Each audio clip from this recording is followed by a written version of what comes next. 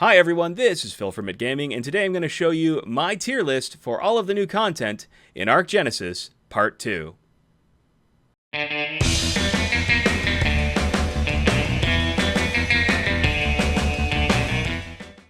ARK Genesis Part 2 has been out for a while now, and it's given me opportunity to go through most of the content and form an opinion on it. I'll be real. Some of the stuff I don't like, and some of it I really like, and so this list is for me to represent my feelings about the new content. Now, again, these are my opinions, and I focus mostly on PvE, so PvP stuff might rank higher for you personally, but again, this is my opinion. I will post a link to this tier list so that you can feel free to give it a go yourself.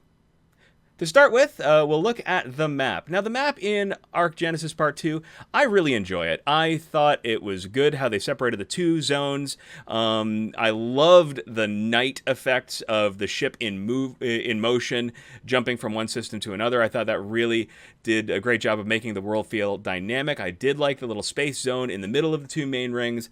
That being said, that's sort of like a rehash of the lunar biome in Gen 1. So it was pretty good, but in general, I thought it wasn't the best map, but pretty good. I'm giving it an A tier. Next up, a new resource that was available is Mutagen. Now, Mutagen, the big thing about Mutagen is that it allows for tames to have increased stats because you can actually mutate tames and give them additional stats beyond just the mutations you can do through random breeding. It, again, is pretty solid stuff. I thought it was appropriate level of difficulty to earn Mutagen, so I don't find that it had any balance issues. So again, I'm going to give this an A tier. Next up, we got the ammo box. Now, the ammo box is awesome. I love the visuals of it, that it changes as you put different types of ammo into it, and obviously the advantage of being able to pull ammo out of it. That being said, other than its ability to sort of prevent PvP like soaking as much, because you can have even more ammo available to turrets, it's not really gangbuster for me personally. I'm going to give it a B tier. Next, we've got the Canoe. The Canoe, I just adore. I think that that Wildcard needs to put more emphasis on early game materials. I find that all of this stuff is in the late game. All of this, all the tech equipment and these sorts of things. I like some service to the beach bobs out there, and the Canoe's awesome. It drives really well. It allows you to keep meats preserved in it. You've got a bed with it, and you can fish from it. Yeah, this thing is amazing. It's my first S tier of the expansion. After that, we've got the Jar of Pitch. The Jar of Pitch is kind of broken for damage right now. At least it was when I was testing it out, and it was able to do tick damage to things like metal and tech structures. And since you can launch this from a catapult, that means it's got range beyond turrets, and also you can ride a Quetz, have a catapult on here, and you can be raining fire on people. So at the moment, it's pretty good, but again, I'm just going to give it a B tier. The Egg Incubator. The Egg Incubator is a good quality of life addition. It has a nice user interface, and it is great for breeding. It would have been awesome if you could actually change the temperature for each individual part of the Egg Incubator as opposed to all 10 of the eggs having to be the same temperature. And that's the only reason that it's not A tier for me, is because of that one issue. So B tier. Next, we've got the Loadout Mannequin. The Loadout Mannequin, a good quality of life addition, just like the Egg Incubator. It's good for testing DPS. It has a remarkably high storage capacity of 300 slots, so you can just dump huge amounts of things in it, sort of making regular storage bins obsolete. But other than that, it's just sort of like a showy thing. It doesn't break anything. It doesn't really do much for me, so that's why I'm putting it in the B tier. Now we're moving on to the first weapon. We've got the minigun. I like the minigun. My problem with the minigun is that it doesn't seem to do enough damage, at least when you're using primitive or like apprentice level ones. It wasn't really pumping out damage. And I hate the barrel overheat mechanic on the minigun. The whole point of a minigun is that you've got 6 barrels that can distribute the heat evenly. And so the fact that I can't go through at least one entire magazine without the barrels overheating puts it solidly as a C tier for me. Next up, we've got the Tek cameras, and the Tek camera console. Really kind of cool. It allows for great late game, basically observation of everything. And the problem with it is that it's probably going to be used mostly by alpha tribes to essentially create a 1984 Big Brother situation where they're going to know what you're doing anywhere you are. So it could be kind of game breaking for official if you got alpha tribes that are already dominating. This could make it even more dominant, but it is a fun addition, so it's a B tier for me. The net projectile is the next one for me. This is an amazing addition. The ability to be able to lock something down for 60 seconds gives it huge advantages in PvE and PvP as well. For taming things, it's outstanding. It can tame quetzes. You can trap quetzes and lots of other large drag weight creatures can be netted by the net projectile. Solid S tier right there. Next up, we're going to start moving into more of the Tek stuff, so I'm going to look at the Tek bow here. The Tek bow, I really like the fact that you can cycle through different ammo with the Tek bow. You can shoot regular projectiles, tranq projectiles, and explosive projectiles. The problem with the Tek bow is that the explosive projectiles are ridiculously powerful, and they're able to destroy turrets really, really easily, and it seems a little unbalanced at the moment, so it's a B tier for me there. Speaking of unbalanced, now we can talk a little bit about the phase pistol. Oh my gosh, this thing pumps out damage in its kill mode. So it has the 3 modes, the heal, stun, and kill modes. The heal mode is really, really useful because it allows you to tame dinosaurs, do a lot of damage to them and still heal them back up and continue doing damage to them if you don't have really, really good tranquilizing gear on you. But the kill mode, the amount of damage you can put downrange really quickly, it affords some really interesting things, like it might actually be a good counter to soaking with like turtles and that sort of thing, because you can just melt them with this thing. So yeah, I really like the Tek phase pistol, a solid A tier addition. Okay, the next 2 things I'm going to sort of talk about at the same time, the Tek crop plot and plant species are. The Tek crop plot, late game edition. Nice thing about it is it has a 500% greenhouse effect. You can grow plants anywhere, even if you don't have light, because it does require power. It would have really been nice if the power could have been from just a regular generator, but it has to be from a Tek generator. That's the only reason that I'm not putting it in the A tier, so it is a B tier addition for me. So the Tek crop plot is a B tier addition. Okay, plant species are.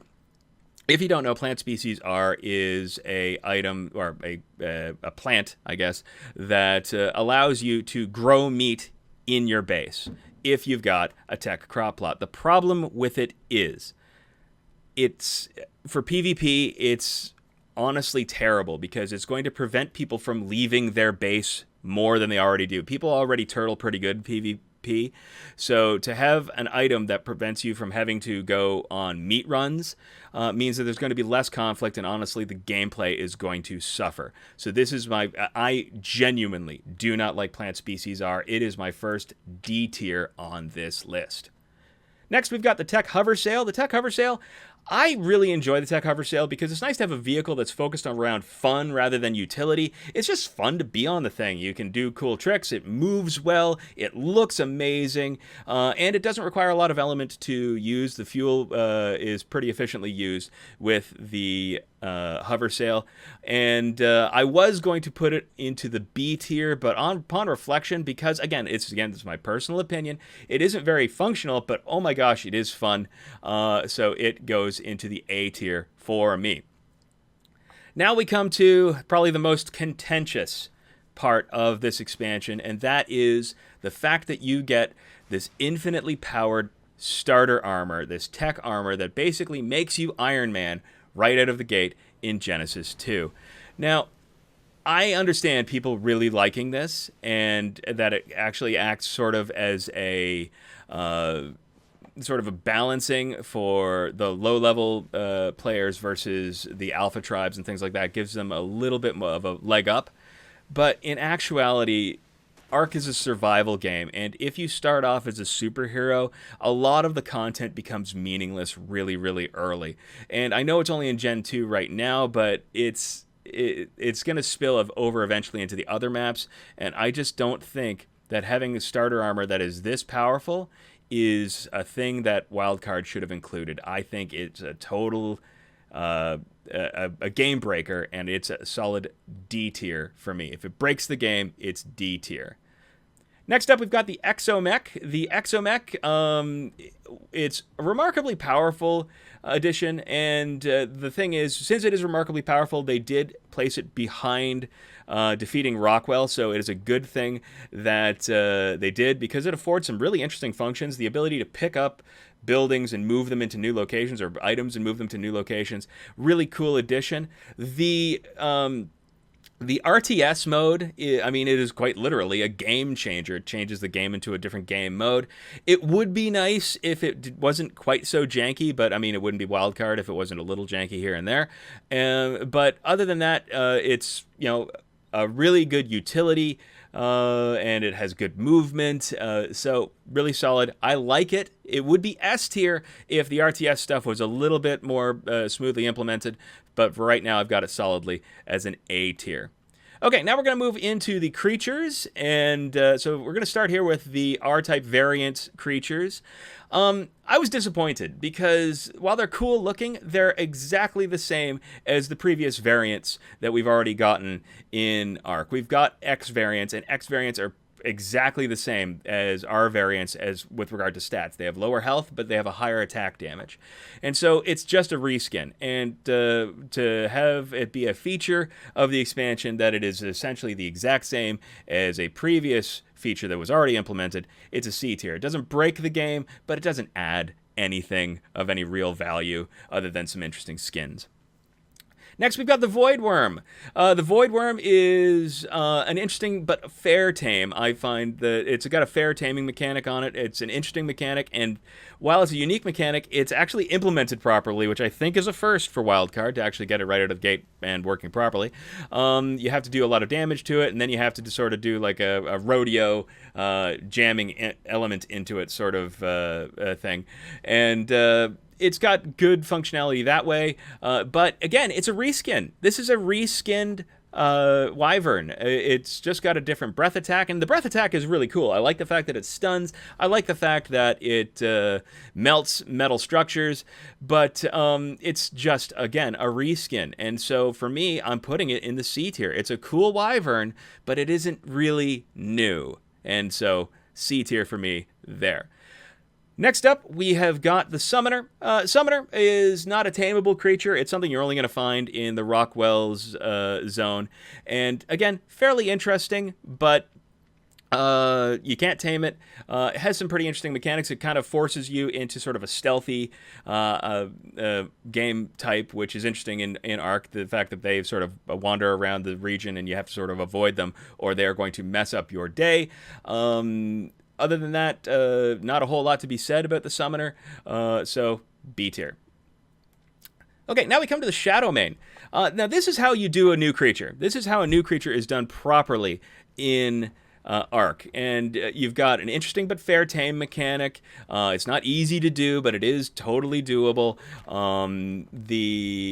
The fact that you've got some sexual dimorphism in the functionality of the Shadow Mane is nice. The fact that the males and the females do slightly different things. The fact that they have armor that is unique to them, so you've got a little bit of randomness when you're taming them. So that's really cool as well. And they're just fun. They're really nice to ride. They do a ton of damage.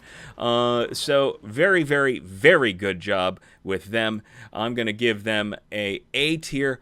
It's like an A plus tier. I really want to have it here. The only reason it's not S tier is it's not game-changingly amazing. The Shadow Mane is really, really good, but it isn't really elevating the game to something new.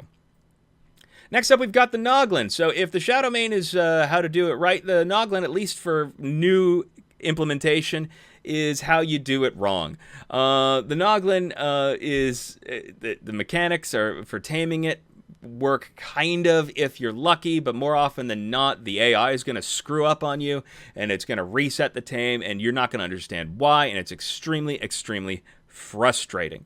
That being said, once you've got a Noglin, now you've got the ability to totally break PvP meta by circumventing all of the defenses of a base, which is interesting, but I don't like it when you break the game that way. It's not totally broken, so for me, I'm moving the Noglin to a C tier, and I know a lot of people are going to have some comments about that.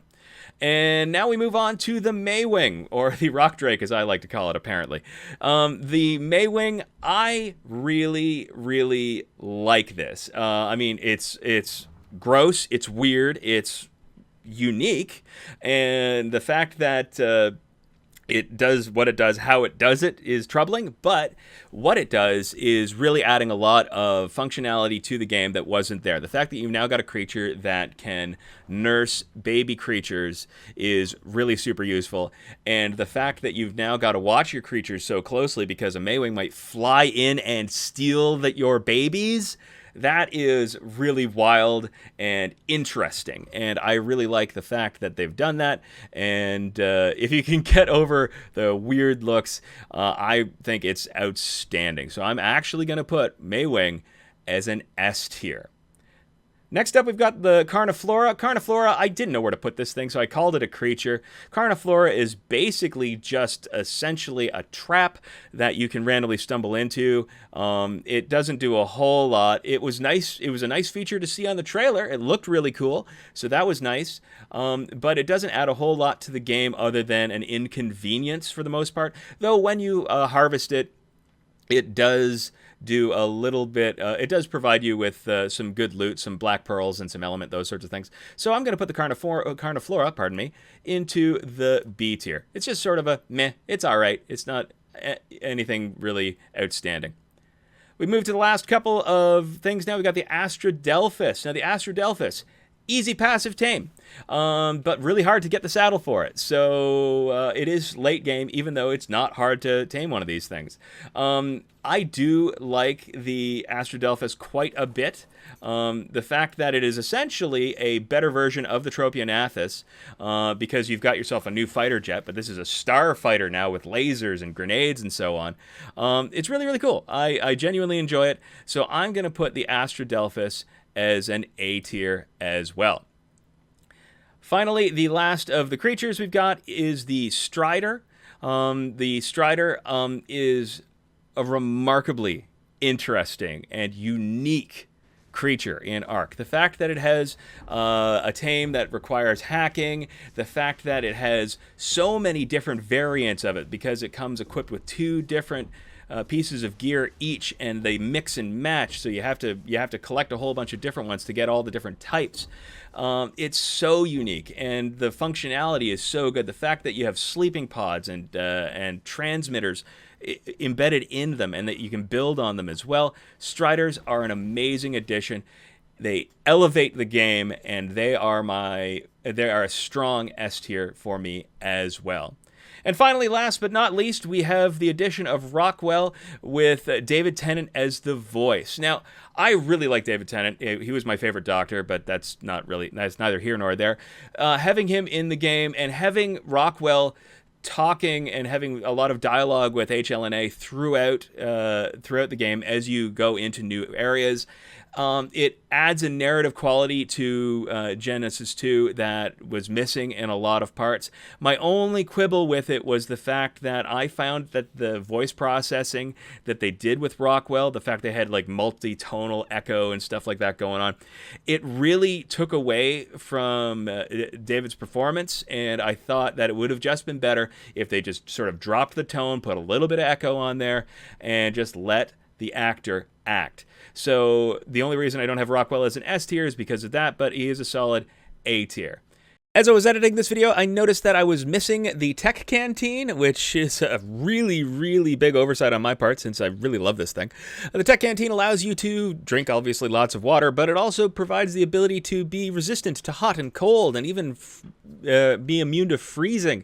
It's just a giant quality of life improvement, and because of that, I'm going to put it, what do we want, S tier or A tier? It's A tier. It doesn't change the game, but it does make it amazing. And that's it. That is my tier list for ARK Genesis Part 2. I will post a link to this tier list so that you can give it a go yourself in the video description. And I know this is a little off-brand for me, so if you did enjoy this kind of video and you want to see more of it, tell me in the comments below. If you found this video useful, please feel free to leave a like, comment, or subscribe to the channel. And as always, have fun out there.